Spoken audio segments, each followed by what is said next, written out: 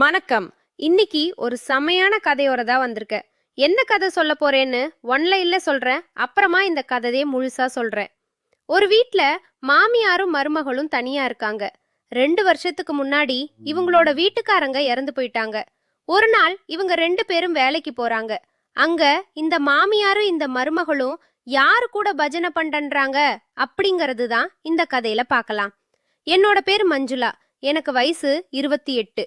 எங்க வீட்ல நானும் என்னோட வீட்டுக்காரர் அப்புறம் மாமனார் மாமியார் அவ்வளவுதான். இந்த மாமனாரும் மாமியாரும் என்னோட வீட்டுக்காரர் எல்லாருமே சமையல் வேலையில தான் இருக்காங்க.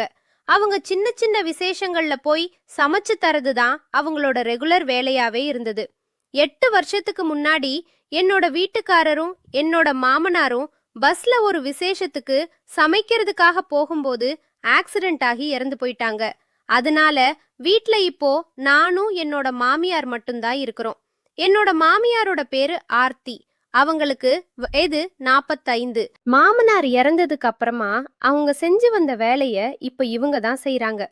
சமையல் எல்லா நாட்கள்லுமே இருக்காது. அச்சம் கல்யாண நாள் அப்புறம் ஏதாச்சும் சின்ன சின்ன விசேஷங்கள்ல மட்டும்தான் இருக்கும். நான் எப்பவாச்சும் தான் என்னோட மாமியார் கூட விசேஷத்துக்கு போய அவங்களுக்கு சமையலுக்கு உதவியா இருப்பேன். பல நேரங்கள்ல நான் வீட்ல தனியாக தான் இருப்பேன். அப்படி தனியா இருக்கும்போது எல்லாமே நான் மொபைல்ல அந்த மாதிரி படையெல்லாம் பார்த்து நல்லா என்ஜாய் பண்ணுவேன். ஏன்னா நான் கல்யாணமான புதுசுல இருந்து என்னுடைய வீட்டுக்காரர் இறந்து போறதுக்கு முன்னாடி வர ஒரு நாள் கூட கேப் இல்லாம நான் என் வீட்டுக்காரரோட பஜனம் பண்ணுவேன். ஆனா இப்போ 6 மாசமா பஜனை பண்ணாம சும்மா தான் இருப்பேன். அந்த ஆசைய போக்கிக்கிறதுக்காக நான் மொபைல்ல அந்த மாதிரி படத்தை பார்த்து என்னோட ஆசைய நிறைவேற்றிக்கிறேன். என்னால அந்த மாதிரி படம் பார்த்துட்டு சும்மா இருக்க முடியாது. ஒரு ஆம்பளை இல்லாம என்னெல்லாம் என்னால பண்ண முடியுமோ அந்த மாதிரி எல்லா சேட்டையுமே நான் தனியாவே பண்ணிக்குவேன். இப்படிதான் என்னோட லைஃப் போய்கிட்டே இருந்துச்சு. ஒரு நாள் என்னோட மாமியா என்கிட்ட வீட்ல சும்மா தானே இருக்க, எனக்கு ஹெல்ப் பண்ண வச்சா கொஞ்சம் வா அப்படின்னு சொல்லி சமையல் செய்ய கூட்டிட்டு போனாங்க. ஆனா எனக்கு அவங்க கூட போறதுக்கு விருப்பமே கிடையாது.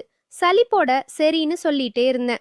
கிளம்புற அவசரத்துல தான் என்னோட போனை வீட்டிலேயே வச்சுட்டு போயிட்டேன். அது ஒரு கோயில் விசேஷம். ஒரு மாமரத்து காட்டுக்குள்ள நடுவுல வெட்ட வெயில்ல குடிசைய போட்டு விழாவை மிக சிறப்பாக நடத்திட்டு இருந்தாங்க. எங்களுக்கும் ஒரு குடிசைய போட்டு அதுல சமைக்க சொல்லி இருந்தாங்க. நான் வீட்ல இருந்து கிளம்புறதுக்கு முன்னாடி கொஞ்சம் மொபைல்ல அந்த மாதிரி படம் பார்த்துக்கிட்டு இருந்தேன். போனை சார்ஜ் போட்டுட்டு அங்கேயே வச்சுட்டு வந்துட்டேன். ஆனா எனக்கு அதுக்கப்புறம் ஆசை விறுவிறுன்னு ஏற ஆரம்பிச்சிச்சு. நான் எதுவும் பண்ண முடியாம இருக்கிறேன் அப்படின்னு வெறுப்புட காய கட் பண்ணிட்டு இருந்தேன். அப்ப யாரோ ஒரு ஆள், அக்கா எப்படி இருக்கீங்க அப்படின்னு எனக்கு ஒரு குரல் கேட்டுச்சு. திரும்பி பார்த்தா அது வசந்த் அப்படிங்கிற ஒரு பையன். அந்த பையனும் என்னோட வீட்டுக்காரரும் க்ளோஸ் ஃப்ரெண்ட்ஸ். ஆனா அந்த வசந்த் என்னை விட 2 வயசு கம்மி. நான் அந்த பையன்கிட்ட ஏதோ இருக்கேன்பா அப்படின்னு சொன்னேன். அப்படி சொல்லிட்டு நான் பாட்டுக்கு திரும்பி என்னோட காய்கறிகளை வெட்டுற வேலையை பார்த்துக்கிட்டு இருந்தேன். அதுக்கப்புறம் அவனும் எதுவும் பேசாம அமைதியாவே இருந்தான். கொஞ்ச நேரத்துக்கு அப்புறம் பார்த்தா ஆளை காணும். அதுக்குள்ள எங்க போனா அப்படின்னு நான் திரும்பி பார்த்தேன். அவ பருப்ப கழுவி கொண்டு என்னோட பலூனை ஓர கண்ணால அங்க ஓரமா இருந்து சைடு அடிச்சுக்கிட்டு இருந்தான். அவன் பாக்குறத நான் பார்த்த உடனே திரும்பவும் நான் அவனை பார்த்தேன். அவன் முகத்தை திருப்பிக்கிட்டு வேற எங்கேயோ பாக்குற மாதிரி நடிச்சுக்கிட்டே இருந்தான். கொஞ்ச நேரம் கழிச்சு அவன் என் பக்கத்துல வந்தான். அக்கா அக்கா அப்படின்னு பின்னாலேயே இருந்தான். என்னடா வேணும் உனக்கு அப்படின்னு நான் ஒரு கடுப்புல கேட்டேன். எப்படிக்கா உங்களோட வீட்டுக்காரர் இல்லாம தனியா இருக்கீங்க அப்படின்னு கேட்டேன். நான் ஏன் வேணும்னா நீ கூட வந்து குடும்பம் நடத்த போறியா அப்படின்னு நான் ஒரு கடுப்புல அவன்கிட்ட கேட்டேன். அதுக்காக அவன் உனக்காக நான் இது கூட பண்ண மாட்டேனா அப்படின்னு சொல்லிட்டு அவன் என் கூட கொஞ்சம் சேட்டை பண்ண ஆரம்பிச்சா. ஒரு நிமிஷம் எனக்கு தூக்கி வாரி போட்டுருச்சு. சுத்தி முத்தி பார்த்தேன். நல்ல வேலை யாருமே அவ சேட்டை பண்றத கவனிக்கல. ஆனா அவ செஞ்ச சேட்டை எனக்கு ரொம்பவே பிடிச்சிருந்தது. அடே நீ அடி வாங்க போற யாராவது பார்த்தா என்ன ஆகியிருக்கும் அப்படின்னு நான் அவன்கிட்ட சத்தம் போட்டேன். அதுக்கு அந்த பையன், யாருக்கா இதெல்லாம் பார்க்க போறாங்க, அப்ப யாரும் பார்க்காத நேரத்துல நான் உன் கூட சேட்டை பண்ணலாமா அப்படின்னு கேட்டான். நான் உடனே, டேய் நான் உன்னை விட 2 வயசு பெரிய ஒரு அக்கா கிட்ட பேசுற மாதிரியா பேசுற அப்படின்னு கேட்டேன். அதுக்கு அவன், எனக்கு பொண்ணுங்க கூட பேசி பழகலக்கா, நீ தான் எனக்கு இருக்கிற ஒரே ஒரு கேர்ள் ஃப்ரெண்ட் அப்படின்னு சொன்னான். என்னது கேர்ள் ஃப்ரெண்டா? நீ விட்டா எனக்கு ஐ லவ் யூ சொல்லி அடுத்த மாசமே கல்யாணம் பண்ணிருவ போல அப்படின்னு சொன்னேன். இப்படி நாங்க 2 பேர் பேசிக்கிட்டே இருக்கும்போதே என்னோட மாமியா என் கூட பேசிக்கிட்டே இருந்த அந்த பையனை கூப்பிட்டாங்க. உடனே இவனும் அங்கிருந்து எந்திரிச்சு என்னோட மாமியா பக்கத்துல போனான். அப்படி அவன் போனதுக்கு அப்புறமா அவன் போகும்போது என் பக்கத்துல தான் அவனோட போனை மறந்து வச்சுட்டு போயிட்டான். நான் அவனோட போனை எடுத்து நோண்ட ஆரம்பிச்சேன். வாட்ஸ்அப்ல அவனுக்கு தொடர்ந்து மெசேஜ் வந்துகிட்டே இருந்தது. என்னன்னு போய் பார்த்தா இந்த பையன் அந்த மாதிரி பலான குரூப்ல சேர்ந்திருக்கான். அதுல இருந்து அந்த மாதிரி படங்கள் தொடர்ந்து அவனுக்கு வந்துகிட்டே இருந்துச்சு. அதுலயும் அந்த வாட்ஸ்அப் குரூப்போட நேம பார்த்தா எனக்கு ஒரே வெக்கமா போச்சுங்க. சொல்ல முடியாத அளவுக்கு அந்த குரூப்போட நேம் எல்லாமே இருந்துச்சு. இப்படி நான் அவனோட போனை நோண்டிக்கிட்டு இருக்கும்போதே அவன் வந்துட்டான். என் கையில அவனோட போனை பார்த்ததுக்கு அப்புறமா அவனுக்கு ஒரே ஷாக் ஆயிடுச்சு. அவன் பக்கத்துல வந்து என்னோட போனை வாங்கிக்கிட்டான். நான் அவனோட போன்ல இருந்த அந்த மாதிரி குரூப் எல்லாத்தையுமே பார்த்தத அவன் கண்டுபிடிச்சிட்டான். அவனுக்கு என்ன செய்யறதுன்னு தெரியாம பயத்துல உடம்பு எல்லாமே நடுங்க ஆரம்பிச்சிருச்சு. உடனே அவன், அக்கா தெரியாம பண்ணிட்டேன், என்ன மன்னிச்சிருங்க, யாருக்கிட்டையும் இத பத்தி சொல்லிராதீங்க அப்படின்னு கெஞ்சினான். டேய், நீ என் கூட பேசும்போதே நினைச்சேன்டா நீ ஒரு பொம்பளை பொறக்கையா தான் இருப்பேன்னு. இப்படி வாட்ஸ்அப்ல அந்த மாதிரி குரூப்ல சேர்ந்து அந்த மாதிரி படம் பார்த்துக்கிட்டு இருக்கேன் அப்படியான்னு நான் அவன் கிட்ட திட்டிக்கிட்டே இருந்தேன். அதுக்கு அவன், அக்கா உங்க கால்ல கூட விழறேன், என்னை என்ன வேணா திட்டுங்க, தயவு செஞ்சு இந்த விஷயத்த யாருக்கிட்டையும் சொல்லிராதீங்க. நான் வசந்த பார்த்தா அவன் என்னை பார்த்து சிரிச்சான். எல்லோரும் கிளம்பிட்டாங்க. ஆனா சொன்ன மாதிரியே என்னோட மாமியாவும் வசந்தோட சித்தப்பாவும் மட்டும்தான் அங்க இருந்தாங்க. அவன் சொன்னது உண்மைதான் அப்படின்னு எனக்கு பாதி தெரிஞ்சிருச்சு. இருந்தாலும் அதை முழுசா தெரிஞ்சுக்கணும்னு ஆசைப்பட்டேன்.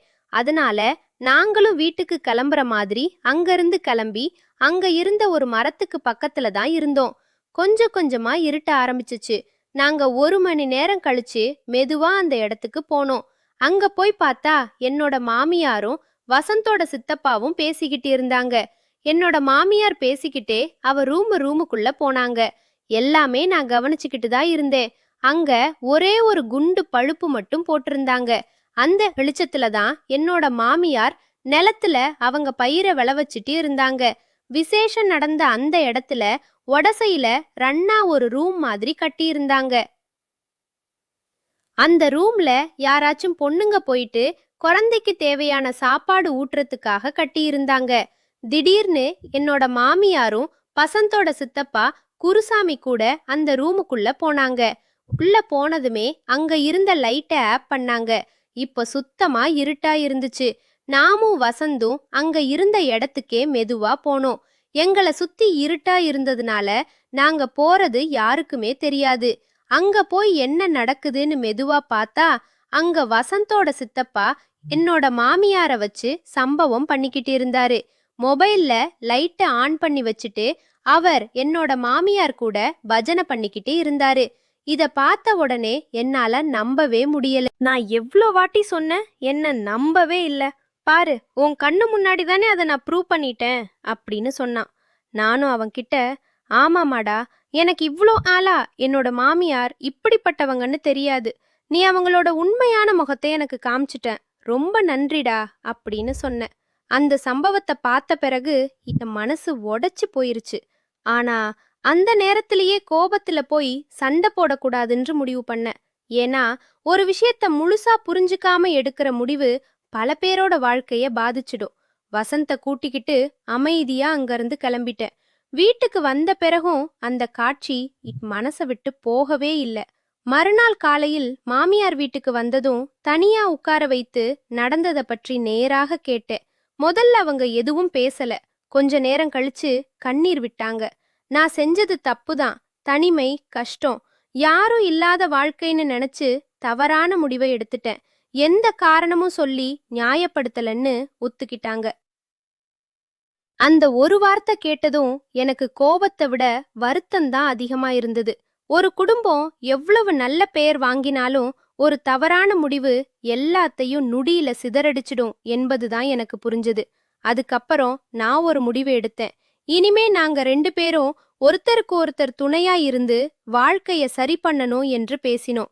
மாமியாரும் அந்த தொடர்பை முழுமையாக முடிச்சிட்டு தன்னோட வேலையிலும் வாழ்க்கையிலோ மட்டும் கவனம் செலுத்த ஆரம்பிச்சாங்க. அந்த சம்பவத்துக்கு பிறகு நான் ஒரு பெரிய பாடம் கத்துக்கிட்டேன். இந்த கதையோட நீதி தனிமை, கசன், கஷ்டம்